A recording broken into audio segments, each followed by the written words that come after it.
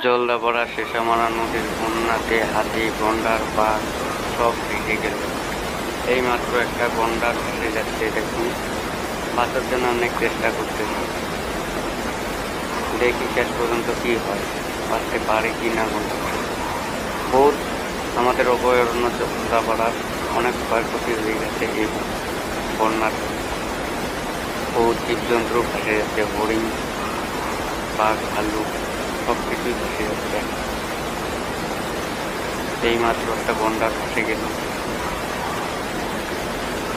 একটি বাঘ ভেসে গেল, আর এইমাত্র আরেকটি গন্ডার, অনেক বড় গন্ডারটা ভেসে যাচ্ছে।